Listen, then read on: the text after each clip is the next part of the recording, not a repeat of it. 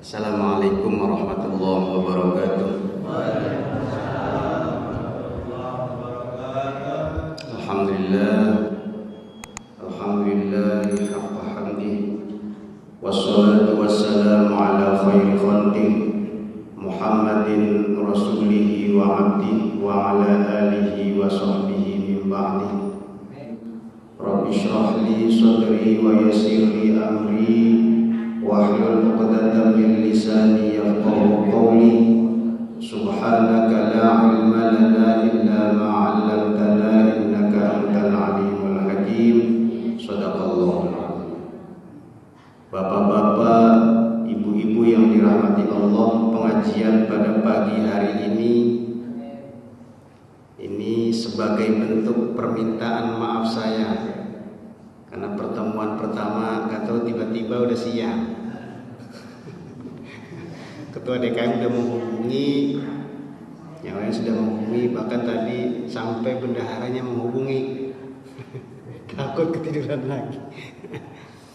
Pada pagi hari ini kita coba kajian keutamaan ilmu. Di mana sih enaknya orang dikatakan tahu sama Allah. Nanti saya ngeres sampai belum tidur ini.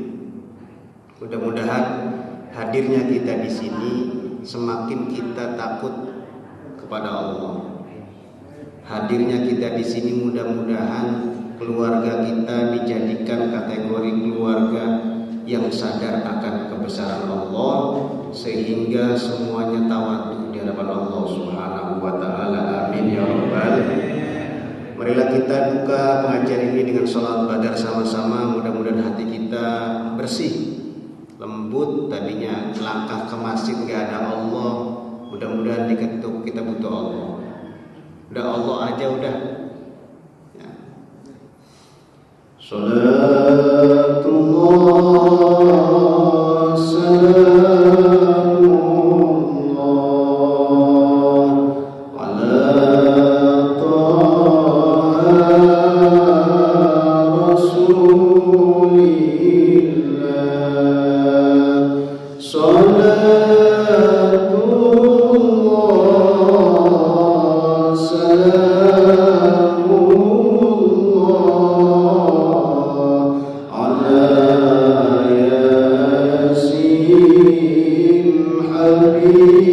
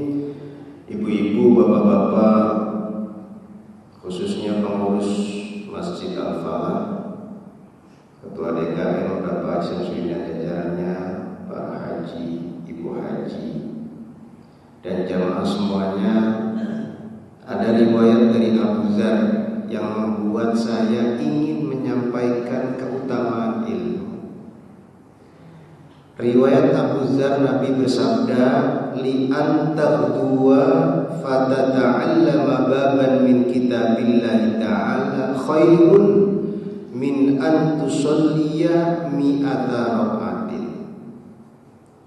Ya. Kalian itu kalau diartikan sehubungan dengan berkaitan dengan perjalanan hidup kita, itu loh. Kalau ditujukannya untuk belajar membuka ilmunya Allah, ini lebih baik daripada sholat 100 rakaat. Kita takliman di sini lebih baik 100 rakaat dari yang nggak tahu. Kita sholat 1000 rakaat, 100 rakaat, tapi nggak tahu ilmunya.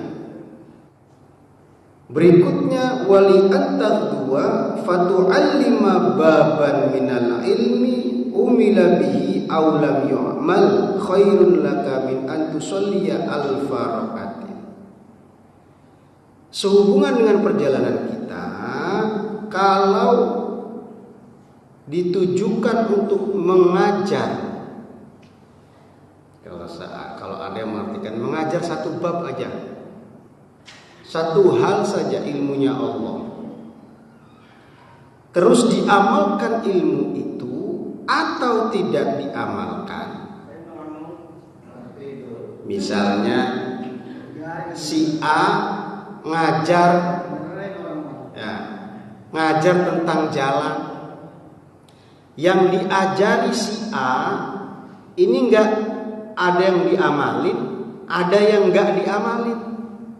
Ini lebih baik dari sholat 1000 rakaat. Tuh, bagaimana caranya Pak Ustadz? Di rumah ada anak, ajarin anak. Itulah maksudnya. Nah, saat kita mengajari anak, entah anak itu diamalin atau tidak, mengajarkannya itu lebih baik daripada alfa rakaatin, 1000 rakaat. Yang paling baik ngajarin apa? Ngajarin sholat. Ayo nak sholat, praktekin. Setaunya aja. Ittaqullaha masata'tum. Bertakwalah kalian kepada Allah semampu kalian masing-masing, kata Allah itu di Quran itu. Lanjutannya kemudian hadis tadi riwayat Abu Dzar, wa man ta'allama baban minal ilmi liyu'alliman nas u'tiya lahu thawaba sab'ina nabiyyan. Ini paling dahsyat. Ya, tadi yang belajar menuntut ilmu, ya, itu lebih baik dari 100 rakaat. Yang kedua, mengajarkan ilmu yang diajarinya, baik itu mengamalkan atau tidak, itu lebih baik dari 1000 rakaat sholat. Yang ketiga, siapa orang yang mempelajari ilmu untuk apa? Untuk diajarkan kepada manusia yang lain, maka diberilah kepadanya pahala 70 nabi. Masya Allah. Jadi kita niat belajar sholat. Oh, takbir itu apa sih? Oh, takbir itu ternyata belajar terus tawadu kepada Allah. Makanya tangannya misalnya kayak mau orang, ampun, saya kalah. Begitu nggak? Pernah nggak berpikir begitu? Nah itu ya, tadi ada belajar, ada mengajar, ada mempelajari, meneliti, baca, nanya, ngobrol, nongkrong. Wah, ini salah saya ya. Itu 70 nabi. Berikutnya, wa man jalasa indal alimi sa'ataini. Siapa orang yang duduk di samping orang yang alim atau bersama orang yang alim 2 jam saja. Sa'atain, 2 jam. Au akala ma'ahu liqimmatain. Atau makan bersamanya meskipun 2 pulukan, kata orang Jawa bilang. Apa 2 pulukan? 2 pulukan. Apa pengedat 2 pulukan? 2 suapan. 2 piring kebanyakan. Ya. Ya, duduk bersama orang alim meskipun 2 jam. Makan bersama orang alim meski 2 suapan, ya. Au sami'a minhu kalimatain, atau mendengar orang alim memberikan nasihat meski 2 kalimat. Berikutnya au masya ma'ahu khutwatain, atau berjalan bersama orang alim meskipun 2 langkah. Kata Nabi, a'tahullahu ta'ala jannataini kullu jannatin mislud dunya martain. Apa maksudnya? Maka Allah akan memberikan kepadanya 2 surga. Kullu jannatin, setiap surganya seperti dunia 2 kali lipat dunia. Jadi surga itu bukan satu, Pak, ada tingkatannya. Nah, maka kemudian ini hebatnya ilmu. Ilmu itu apa sih? Tahu. Coba, ilmu itu artinya tahu. Beda nggak dengan sok tahu? Kalau sok tahu merasa tahu, tapi sebenarnya nggak tahu. Kalau tahu ini benar-benar tahu. Tuh. Maka biasanya orang yang punya ilmu penyakitnya cuma satu. Misal nih, kalau orang punya ilmu itu jangan dikategorikan misalnya kayak ustadz, bukan itu. Misal aki-aki punya ilmu macul, berarti ilmu alim macul. Gitu. Ada alim politik, ya alim di politik. Ya ada alim di agama dan lain-lain. Tapi yang paling penting adalah alim terhadap ajaran yang dibawa Nabi Muhammad Sallallahu Alaihi Wasallam. Jadi alim itu tahu. Penyakitnya apa orang yang tahu itu? Penyakit ilmu itu apa? Ilmunya nih. Afatul ilmi, ada tadi itu. Afatul ilmi al-khuyala. Penyakit ilmu adalah sombong. Contoh nih. Saya selalu berkali-kali bilang, kita lagi enak sholat, kita menyombongkan sholat kita. Pasti masuk nih iblis nih, masuk nih.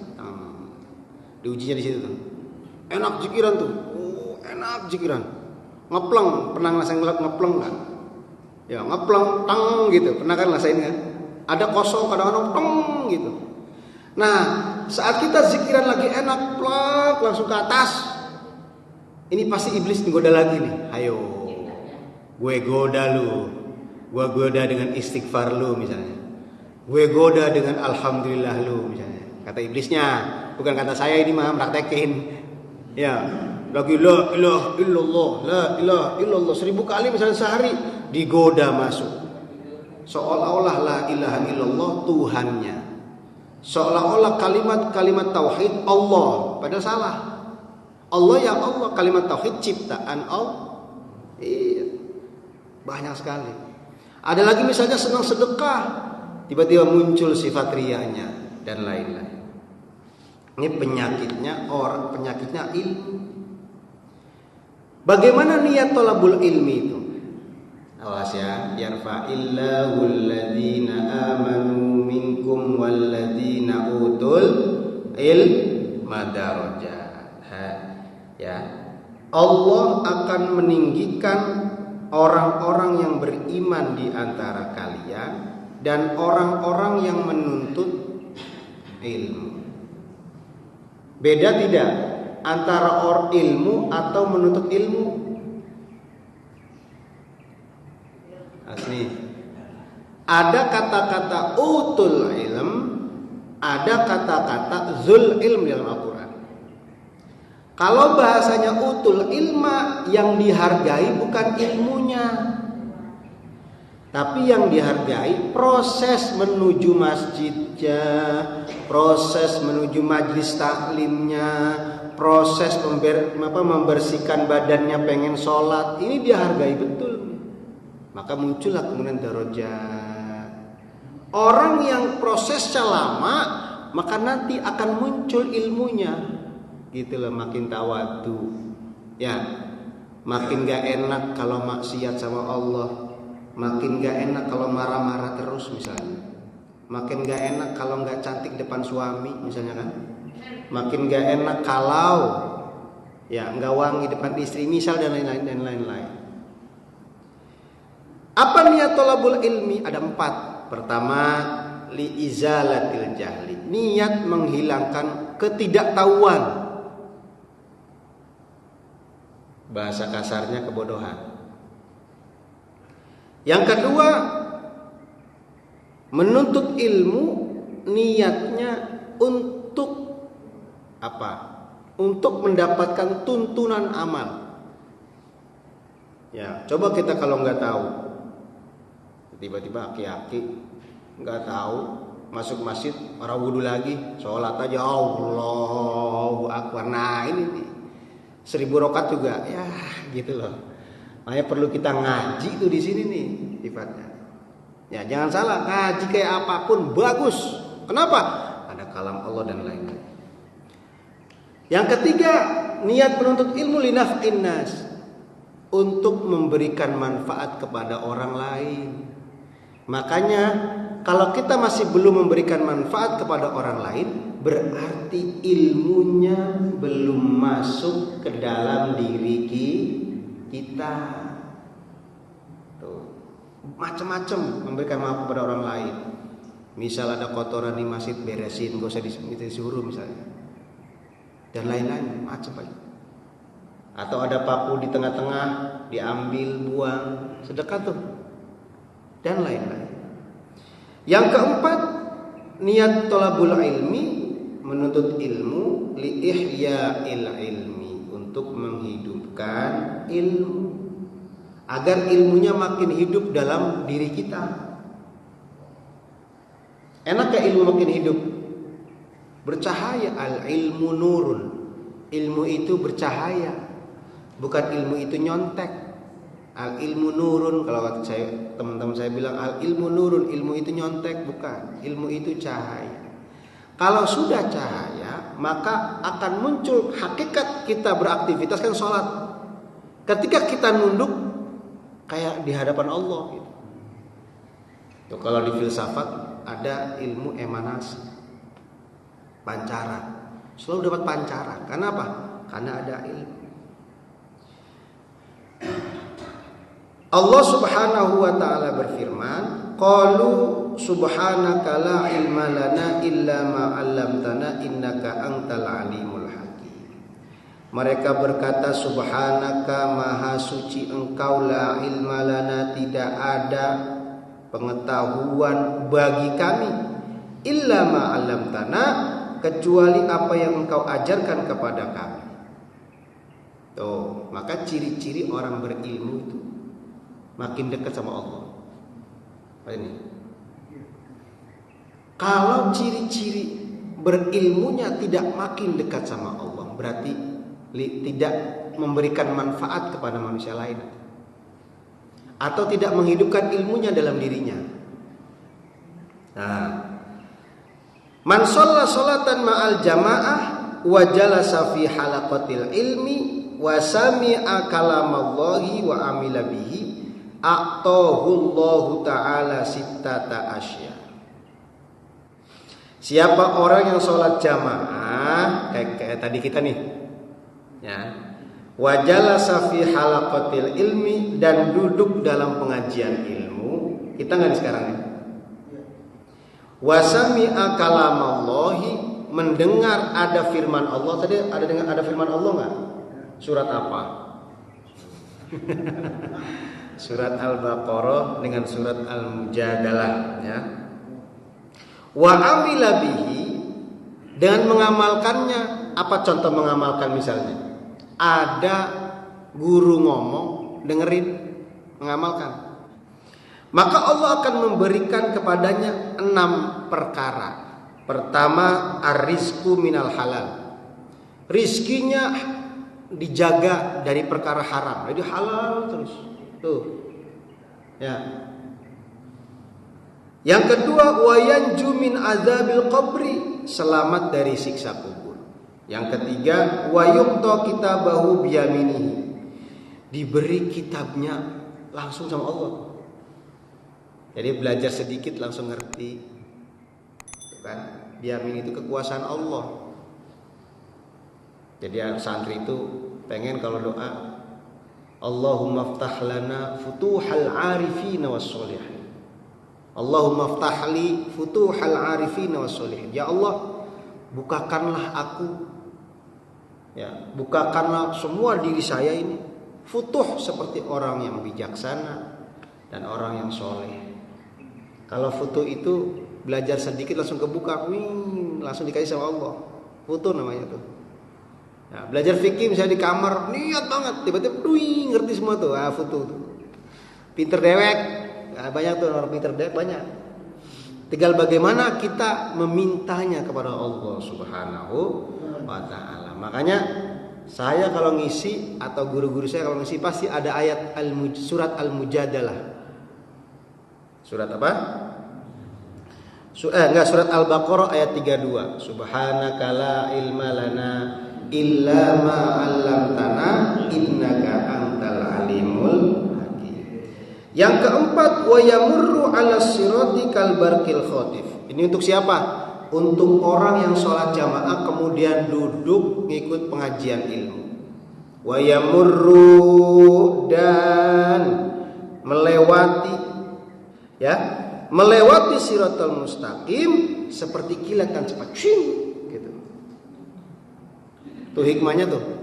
Hikmah orang berjamaah kemudian ikut ngaji, entah sama temennya, nimbrung dan lain-lain.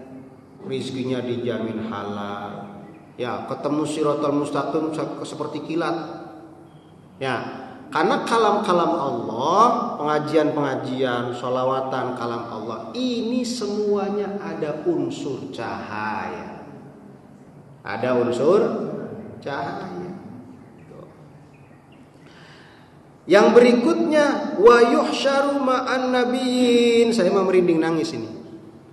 Nah, siapa orang yang sholat jamaah kemudian duduk mengikuti pengajian, wa yuhsyaru ma'an nabiyyin, dikelompokkan bersama para nabi, amin ya rabbal.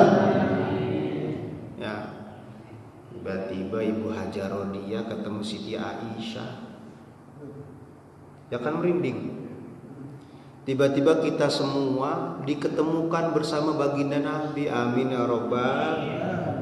Udah ngimpi aja nggak apa-apa, ya Allah pertemukan kami bersama baginda Nabi di surga nanti, amin. Ya, berkah apa? Berkah kita menjalankan sholat jamaah disambung duduk-duduk ngikuti pengajian ilmu. Yang keenam, banallahu lahu baitan fil jannah min yaqutatin humara'a lahu arba'una baban. Siapa orang yang sholat jamaah kemudian duduk mengikuti pengajian ilmu, kata Nabi, maka Allah akan membangunkannya rumah di surga yang terbuat dari yakut. Apa itu yakut? Yakut itu batu permata. Yakut warna merah, 40 pintu. Gede nggak surganya? Luar biasa. Inilah kemudian kenapa kita, guru-guru kita kalau mau ngaji sholawatan ini hikmahnya. Bukan hikmah, enaknya menjadi umat baginda Nabi besar Muhammad Sallallahu Alaihi Wasallam. Saya pernah jelaskan tuh bagaimana Nabi Adam itu ngiri banget sama umat Nabi Muhammad. Nabi Adam salahnya 1 kali, lemparin dari surga, dijauhi dari istri. Lah kita salahnya berkali-kali, minta sekali doang hapus dosanya. Kenapa? Karena Allah begitu cinta sama Nabi Muhammad Sallallahu Alaihi Wasallam. Efeknya semua tuh. Nah, man salaka tariqan yaltamisu fihi ilman sahalallahu tariqan ilal jannah. Ini rumus lagi, ini rumus semua pokoknya. Siapa orang yang menempuh perjalanan menuntut ilmu, makanya kalau minggu ada pengajian atau malam-malam tuh di pengajian-pengajian itu ramaikan. Ya, atau sholat jamaah ada lagi itu, beda-beda lagi pembahasannya itu. Sahalallahu tariqan ilal jannah. Siapa yang pengen gampang masuk surga? Ya, siapa yang pengen gampang jalan ke surga, ya siapa yang gampang? Semuanya caranya jangan males ngikuti pengaji. Kata Nabi, siapa orang yang menempuh perjalanan mencari ilmu, maka Allah mudahkan dia jalan menuju surga. Amin ya rabbal alamin. Ini pokoknya rumus. Berikutnya, ilmu itu lebih baik dari amal. Wah, ini kontroversial, tapi Nabi yang ngomong. Ilmu itu lebih baik dari amal karena 5 hal. Yang pertama, al ilmu bi ghairi amalin yang yakunu wal amalu bi ghairi ilmin la yakun. Ilmu tanpa amal bisa terjadi. Contoh, kita semua tahu nih sholat itu wajib. Kira-kira di sini ada nggak yang melaksanakan sholat semua? Nggak mungkin. Ada yang ketiduran, ya nggak? Ada yang males, ya kan? Ya nggak? Ada yang karena mancing lupa sholat misal. Ya kan bisa jadi itu kalau itu. Tapi kemudian kata Nabi, wal amalu bi ghairi ilmin la yakun. Dan amal tanpa ilmu enggak mungkin terjadi. Contoh, kita datang ke masjid, ada enggak yang enggak punya wudu sholat? Ada enggak? Enggak ada. Berarti kita semua sebenarnya berilmu, cuman takaran-takarannya beda-beda. Gitu loh. Yang kedua, al ilmu bi ghairi amalin yanfa'u. Ilmu tanpa amal ini berguna. Masya Allah, hebatnya ilmu nih. Kita tahu nggak diamalin berguna.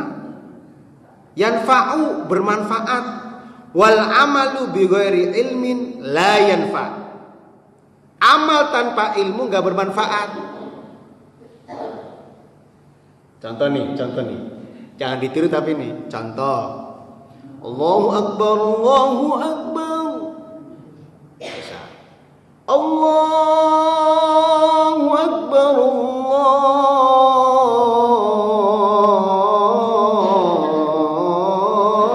Allahu Akbar.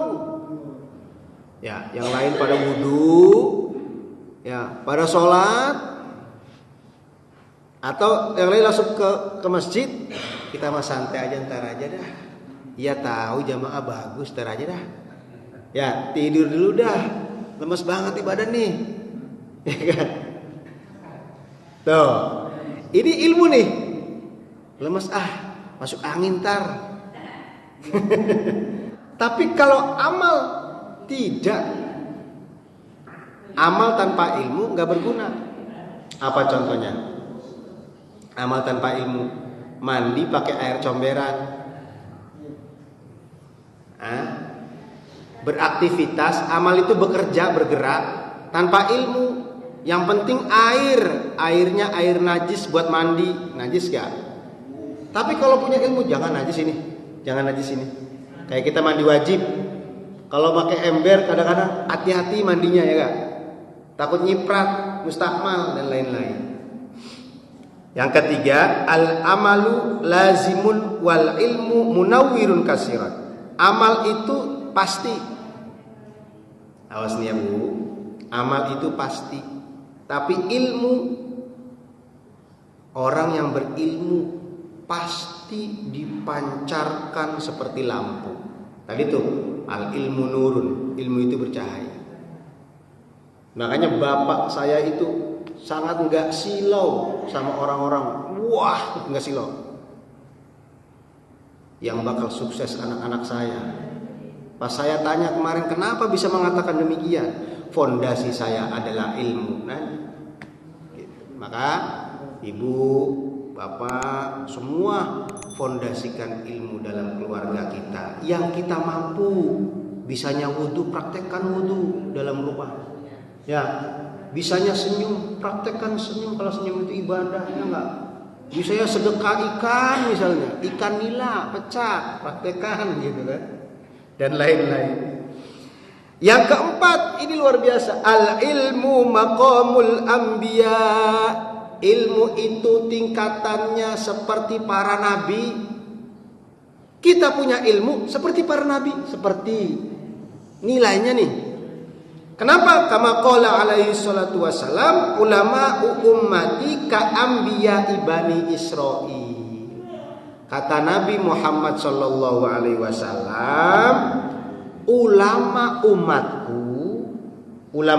nih, umat Nabi, seperti nabinya Bani Israel. Yang kelima, al ilmu sifatullah wal amalu sifatul ibad. Ilmu itu sifatnya Allah dan amal sifatnya hamba. Kira-kira hamba sama Allah tinggian mana? Tinggian Allah. Maka kemudian udah tinggikan semua keluarga kita dengan ilmu, dengan menyebut nama Allah, dengan Al-Quran, dengan sholawat. Ya, karena sudah ada ilmu, berarti kita siap dipancarkan seluruhnya oleh Allah Subhanahu wa ta'ala. Tampang mah biasa aja, tapi kalau dipancarkan sama Allah, push langsung. Ya gak? Kagak sekolah sih, tapi ilmunya dipraktekkan. Ada Al-Quran, ada sholawat, mengamalkan anak-anaknya. Ayo nak sholat nak, ayo nak ikuti bapak nak, ayo nak ikuti ibu nak. Ya, kenapa? Karena anak-anak inilah yang nanti akan bela kita di yaumul qiyamah. Lewat apa? Lewat ilmu. Terus apa udahan ini? Mau terus apa udahan? Udah jam 6. Oke. Ya, kalau mau terus ini ada lagi nih. Ada sebenarnya banyak. Ya, ini dari Hasan Basri, terakhir nih. Dari ulama yang bernama Imam Hasan Al-Basri. Orang Irak, Basra. Ya, min akbarit tabi'in qala inna fasadal qulubi an sittati asya'a.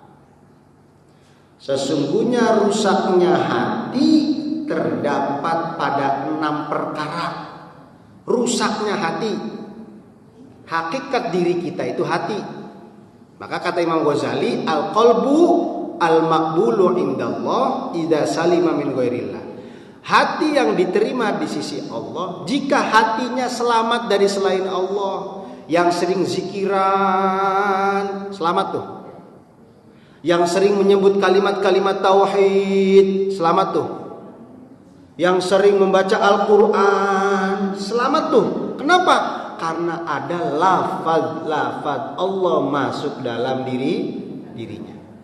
Apa kata Imam Al-Basri? Rusaknya hati pertama, yuznibuna bi raja'it taubah. Dia melakukan dosa tapi juga mengharapkan rahmat. Ya, dosa mulu. Tobat lagi, dosa lagi. Lebih banyak dosanya daripada tobatnya. Ini kata Hasan Basri nih. Yang kedua, wa ya'lamunal ilma wa la ya'lamun. Manusia yang paham tapi tidak diamalkan. Ini rusak hatinya. Kenapa? Nilainya ilmu itu amal. Nilainya ilmu itu amal. Misal Bang Haji Badul, ya ilmunya 1, saya ilmunya 10. Tapi pengamalannya 10, saya pengamalannya 1. Bagusan mana? Bagusan Bang Haji Badul. Tuh, karena praktek beragama itu praktek, bukan teori. Teori doang mah gampang, praktek yang susah. Ampun, ya enggak? Kalau mau rezekinya dijamin sama Allah, kalau mau masuk kamar Retek. Bismillahirrahmanirrahim. Qul huwallahu ahad, Allahus samad, lam yalid wa lam yulad wa lam yakul lahu kufuwan ahad. Oh iya gampang, qul sekali doang mah. Coba praktekin. Iya.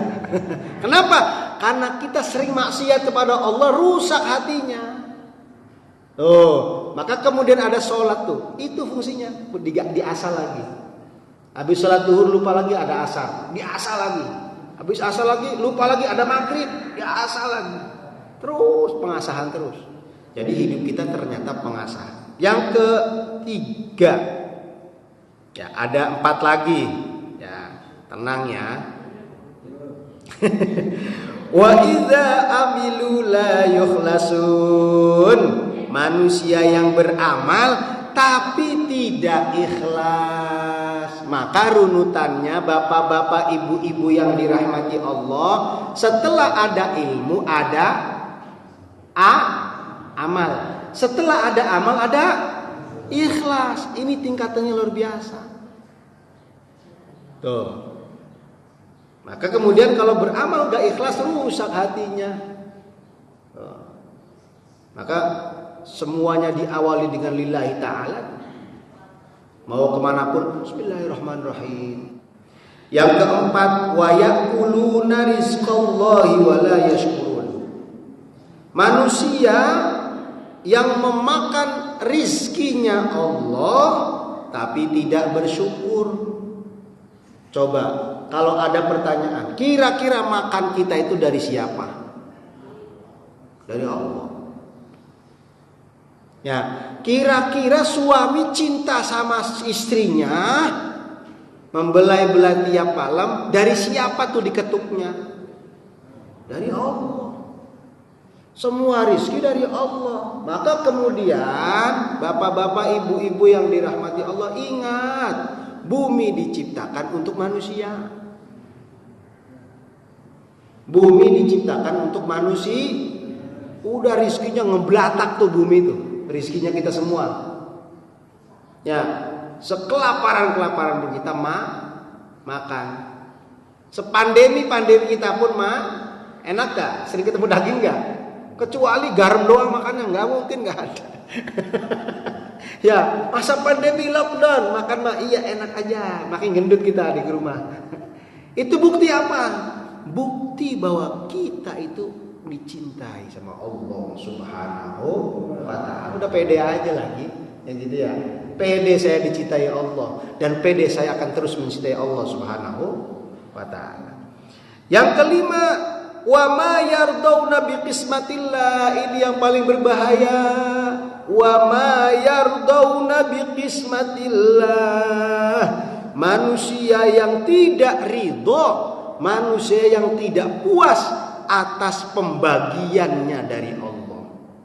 Contoh, saya dibagi sama Allah, udah lu 1 juta baik. Contoh, adik saya dibaginya 3 juta sama Allah. Ya Allah, kenapa dia lebih gede? Nah, ini rusak nih hatinya. Udah pasti rusak nih. Problem di sini kita sebenarnya. Artinya bagaimana kita mengharapkan sesuatu tetap bertumpunya sama Allah Subhanahu. Apapun contoh yang lain banyak sekali. Ya, ridho itu rela, enggak rela. Ridho itu kerelaan, kepuasan. Yang terakhir, ibu-ibu romannya udah gelisah baik. Nah, wa yadfanuna mautahum wa la ya'tabirun. Manusia yang mengubur orang mati. Ya, ada orang mati kita ngubur, tapi kita tidak tergetar hatinya. Kita tidak belajar mengambil pelajaran dari orang mati. Mati dan hidup adalah ujian kita dari Allah Subhanahu wa ta'ala, agar amal kita makin baik di hadapan Allah Subhanahu. Jadi kesimpulannya adalah, ibu-ibu, bapak-bapak yang dirahmati Allah, ya, orang berilmu itu yang ada Allah. Orang dikatakan sukses ketika ada Allah, hakikatnya. Ya, maka tumpuannya adalah ke Allah. Belajar sekuat tenaga ke Allah. Bismillah. Ada lagi nggak punya dan punya, bismillah ke Allah. Lagi malas dan lagi rajin ke Allah, bismillah. Mudah-mudahan kita semua dipertemukan kembali di ruang dimensi yang lain di surganya Allah Subhanahu wa taala. Amin ya rabbal alamin. Bismillahirrahmanirrahim. Alhamdulillahirabbil alamin. Allahumma shalli ala sayyidina Muhammad salatan taj'aluna biha min ahli al-ilmi zahiran wa batina wa tahsyuruna bi'ibadika sholihin fi dunyana wa ukhrana wa ala alihi wa sahbihi wa sallim. Allahumma ighfir lana wa liwalidayna warhamhuma kama rabbayana shaghira.